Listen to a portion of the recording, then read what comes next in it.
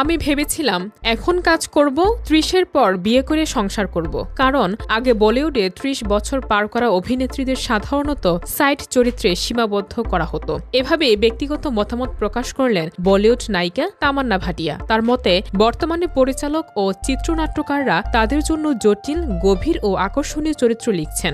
এই পরিবর্তনকে তিনি অত্যন্ত ইতিবাচক হিসেবে দেখছেন।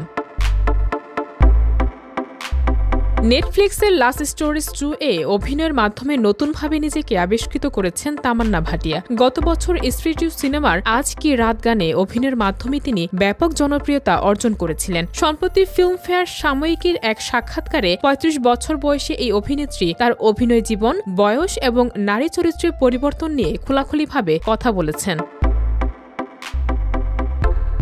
তামান্নার ভাষ্যে বলিউডে ৩০ বছর পরের বয়সের নারীদের জন্য তেমন চরিত্র লেখা হতো না, কিন্তু সময়ের সঙ্গে ইন্ডাস্ট্রির দৃষ্টিভঙ্গি বদলেছে। ২৭-২৮ বছর বয়সে আসতেই আমি সত্যিকারের নিজেকে চিনেছি। তখনই আমাদের বয়সের নারীদের জন্য দারুণ চরিত্র লেখা শুরু হলো। এখন সবার জন্য পরিবর্তন এসেছে। বয়স নিয়ে ভয়টা কেন, এটা আজও বুঝি না। বয়স যেন কোনো রোগ, অথচ বয়স বাড়া এক অসাধারণ ব্যাপার।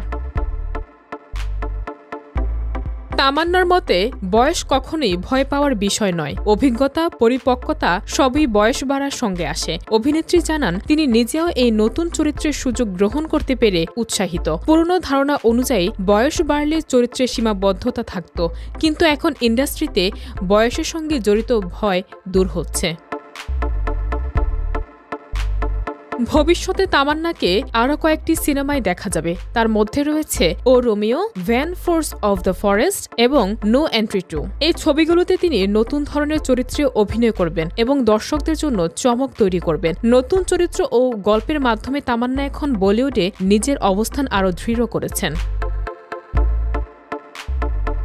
তামান্নার খোলাখুলিভাবে দেওয়া সাক্ষাৎকার থেকেই স্পষ্ট, বয়স কখনো বাধা নয়, বরং অভিজ্ঞতা ও পরিপক্কতার প্রতীক। পুরনো নিয়ম ও ধারণার পরিবর্তন ইতিবাচকভাবে শিল্পীদের জন্য নতুন সুযোগের দরজা খুলেছে। তামান্না ভাটিয়ার এই পরিবর্তনকে স্বাগত জানিয়েছেন এবং নতুন চরিত্র ও সিনেমার মাধ্যমে দর্শকদের মন জয় করার জন্য প্রস্তুতি নিচ্ছেন।